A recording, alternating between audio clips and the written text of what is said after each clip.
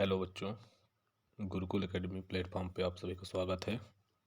आज class 8th math का final exam हुआ है 25 फरवरी 2025।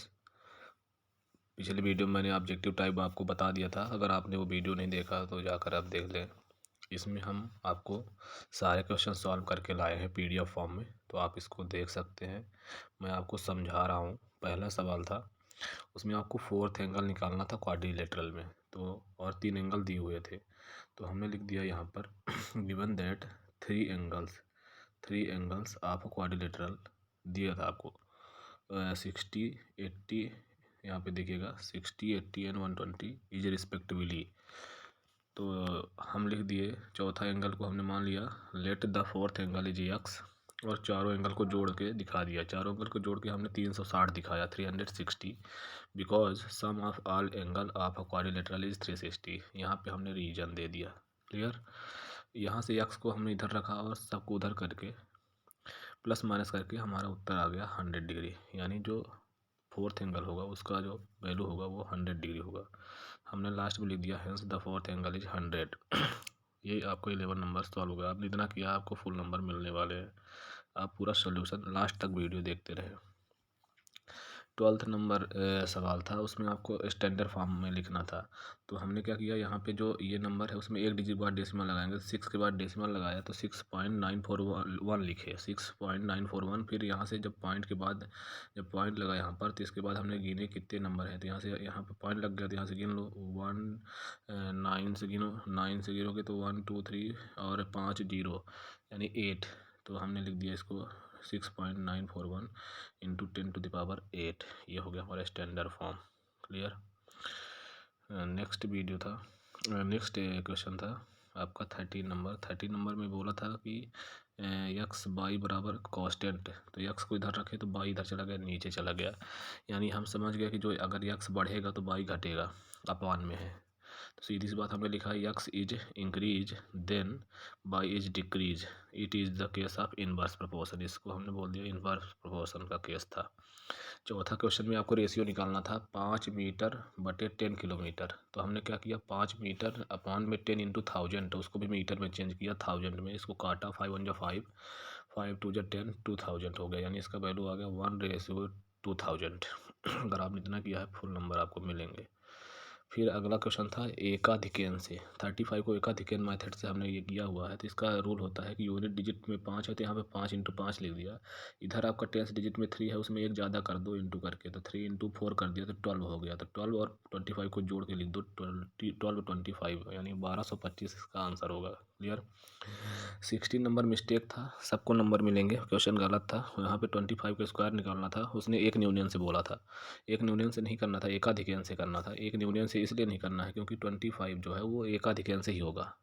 एक न्यूनियन वाले जो सवाल होते हैं उसमें अगर आपको 99 है, इस तरह का पैटर्न है 99, तो उसमें लगता है, इसलिए इसमें हमने एकाधिकन से इसको निकाल दिया है। सेम सवाल थे दोनों, इसको आपको समझ लेना है। इसका उत्तर होगा 625। 17 नंबर जो सवाल था उसमें आपको सिंप्लीफाई करना था। सिंपल कुछ नहीं, आपको ऊपर से ऊपर इंटू कर दे, नीचे से नीचे, अगर जो कट रहे हैं उसको काट दिया है। काटने के बाद हमारा उत्तर आ गया 1/2। इतना हमारा आंसर है। नेक्स्ट क्वेश्चन अगर हम चले 18 नंबर देखें, तो 18 नंबर में हमने किया था 8m + 4 3m - 1 इक्वल +7। यहाँ पे 8m को इधर रहने दिया, 4 को उधर ले गए। उसके पहले इस 3 का इसमें m में और 1 में गुणा कर दो, तो ये हो जाएगा 3m - 3, ये +7, और ये 4 उधर था, ये इधर आ गया, ये 4 जो था इधर आके -4 हो गया। क्लियर। ये 3m को इधर लाए तो 8m - 3 हो गया, और इधर -3 -4 -7 हो गया, 7 - 7। तो यहाँ पे वैल्यू हो गई 0। तो यहाँ से 5 नीचे जाएगा, तो जगह 0 है तो ऊपर, तो ये पूरा वैल्यू 0 हो जाएगी। यानी m की वैल्यू क्या आएगी 0। इसका आंसर आ गया 0। क्लियर। नेक्स्ट है 19 नंबर सवाल, प्रोबेबिलिटी निकालना। तो प्रोबेबिलिटी का फार्मूला होता है PE = favourable events upon total events. Favourable में उसमें बोला था कि 4 से ज़्यादा ना आए। एक डाइस में 6 पॉसिबल इवेंट होते हैं, तो नीचे हो गया 6, और 4 से ज़्यादा ना आए मतलब 1 से 4 तक आए, यानी ऊपर 4 हो गया। तो हमारे पास क्या हुआ, इसको काट दिया तो 2/3 इसका जो है फाइनल आंसर आया। ठीक है। 20 नंबर जो सवाल था इसमें आपको बोला था, ये भी गलत मिस्टेक था, इसमें 30 बोल रहा था कि डिवाइड करने से, लेकिन प्रश्न ये होना चाहिए कि आपको 600 में क्या मल्टीप्लाई कर दे कि ये परफेक्ट स्क्वायर नंबर बन जाए, है ना। तो इसको हमने सॉल्व किया, फैक्टराइज किया, और यहाँ पे देखा कि ये 2 का पेयर बना, इधर 5 का बना, लेकिन ये जो 2 है और ये 3 है इसका पेयर नहीं बना। तो हमने लिखा since 2 and 3 is not in pair therefore required least number which must multiply to get a perfect square number is, जिसका जोड़ा नहीं बना था। हमने देखा 2 का जोड़ा नहीं बना और 3 का, तो इसलिए एक 2 और एक और 3 अगर ले लेंगे तो पेयर बन जाएगा, यानी उस नंबर वो नंबर होगी 6 का इंटू कर देंगे तो ये नंबर परफेक्ट स्क्वायर नंबर बन जाएगी। यहाँ तक सबको होप है हमें समझ में आपको आ रहा हुआ। आई होप आप सभी लोग अच्छे से वीडियो को देख और समझ रहे होंगे। नेक्स्ट सवाल है 18 नंबर। 18 नंबर जो सवाल था वही है जो अभी हमने आपको बता दिया, 18 19 आपको बता दिया है, यहाँ पे आप चेक कर लीजिएगा, वही सवाल है सेम टू सेम। तो मैंने बता दिया, इसको आप मिला लेंगे कि किसका सही है किसका गलत है। आगे चलेंगे 21 सवाल में भी यही था, उसको हमने फैक्टराइज किया, पूछा था कि परफेक्ट क्यूब बनाना था, तो इसका फैक्टराइज किया। फैक्टराइज करने पर हमने देखा कि यहाँ पे 3 3 का पेयर बनाया तो इसका बन गया, लेकिन 5 का पेयर नहीं बना, एक 5 यहाँ पे कम पड़ रहा था, एक 5 अगर और होता तो ये परफेक्ट क्यूब हो जाता। तो यहाँ लिखेंगे 5, क्या लिखेंगे 5 is not in pair, 5 is not in pair, b can multiply 5 to the get a perfect cube number। तो हमने क्या किया, इधर भी 5 का गुणा कर दिया, इधर भी 5 का गुणा कर दिया। जब यहाँ पे 5 एक कम पड़ रहा था, यहाँ देखिए पहले 2 था, अभी हमने यहाँ पे 3 कर दिया, पहले यहाँ पे 2 था अब हमने यहाँ पे 3 कर दिया, एक मल्टीप्लाई कर दिया। इधर भी अगर इधर मल्टीप्लाई करेंगे इस साइड में करेंगे तो इधर भी करेंगे, दोनों तरफ कर दिया। तो मल्टीप्लाई करने पर इधर आ गया, इस जोड़े से एक 3 आ गया, इस जोड़े से 5 आ गया, तो 5 3 15, यानी वो नंबर 15 होगा। अब 15 का इसको परफेक्ट क्यूब क्या होगा 33 75, यानी इसका जो परफेक्ट क्यूब नंबर होगा वो 3375 होगा। क्लियर है, ये आपका हम लोग मिला लीजिएगा। नेक्स्ट सवाल है 22 में कह रहा है कि एक टेलीविज़न है जिसकी कॉस्ट जो है उसमें 12,000 है ना, एक साल बाद 12% के रेट से उसकी कीमत घटती है। तो इसमें हमने लिख दिया price of television 12,000, depreciation rate जो है 12% पर एनम, और टाइम 1 ईयर। जब टाइम 1 ईयर है तो हमने उसको डिप्रिसिएशन का फार्मूला लगाया P/1 माइनस आर अपॉन 100 की पावर n, इसमें रख दिया वैल्यू, और इसको सॉल्व करने के बाद हमने निकाला, इसकी value I 10506। Hence the television the value of after 1 year 10,560। जिसने इतना किया है उसको फुल नंबर में लेंगे, ठीक है। नेक्स्ट चलें, इसको आपको सॉल्व कर लेना। यहाँ पे कैसे सॉल्व होगा आपको पता होना चाहिए। 12,000 इंटू करेंगे, 100 माइनस 12 करेंगे तो 88 हो जाएगा, अपन 100 काटा कूटी करके इसे उत्तर ला लेंगे कैंसिल करके, ठीक है। नेक्स्ट सवाल है 23, इसमें आपको सिंप्लीफाई करना था, ठीक है।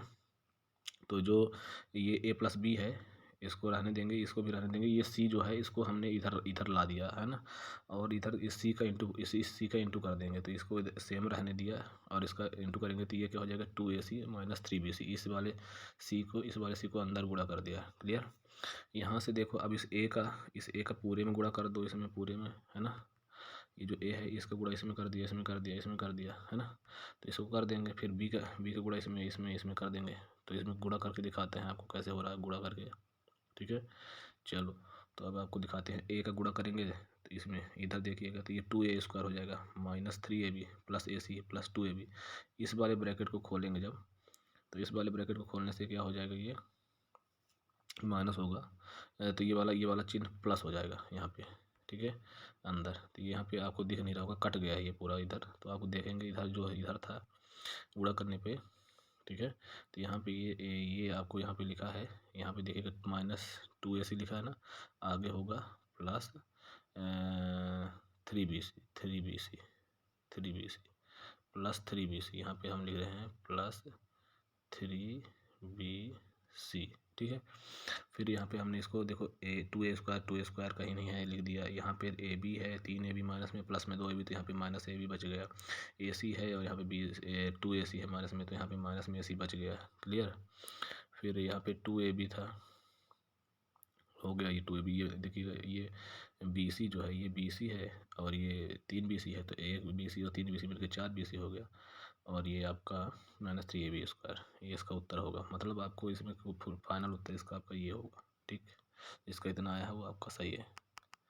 लास्ट सवाल था 24 नहीं, अभी एक और सवाल है। 24 में आपको एरिया दिया था रोम्बस का 240, उसमें आपको D2 निकालना था, यानी डायगोनल, दूसरा डायगोनल निकाला था। तो उसका फार्मूला होता है area of rhombus equal to 1/2 D1 into D2। Area दिया था 240, इधर रख दिया, 1/2 D1 दिया था, D1 की वैल्यू दिए थे 16 और D2 निकालना था, इधर उधर किया और काट के इसका उत्तर आ गया हमारा 30 सेंटीमीटर। आपको समझा नहीं रहे हैं, पूरा सोल्यूशन बता रहे हैं। आप लोग अच्छे से अगर आप पढ़े होंगे तो सब लोग समझ गए होंगे क्या करना है। लास्ट 25 नंबर सवाल में क्या करना था, फैक्टराइज करना था। इसमें फैक्टर कर दिए, इस वाले को तोड़े 6m + 3m में और इधर कॉमन लिया। कॉमन लेने पे ये अगर किसी का ये दो फैक्टर इधर बन गए, ये आपका आंसर था। क्लियर। फिर जो ग्राफ से रिलेटेड 26 नंबर था, इसमें आपका पहले सवाल में होगा, पूछा था किस दिन सेम था टेम्परेचर, तो ट्यूसडे, फ्राइडे और संडे को सेम था फॉरेस्ट का और ओरिजिनल टेम्परेचर जो था। और ये बोला था कि फॉरेस्ट का सबसे ज़्यादा कब था, तो 35 डिग्री सेल्सियस था, और सबसे कम बोला था ओरिजिनल टेम्परेचर तो 15 डिग्री सेल्सियस था। और किस दिन सबसे ज़्यादा गैप था दोनों टेम्परेचर में, फॉरेस्ट में और एक्चुअल टेम्परेचर जो नॉर्मल टेम्परेचर था उसमें, थर्सडे को था। ये आपका था फाइनल सोल्यूशन। आप लोग मिला लीजिए किसका कितना सही है।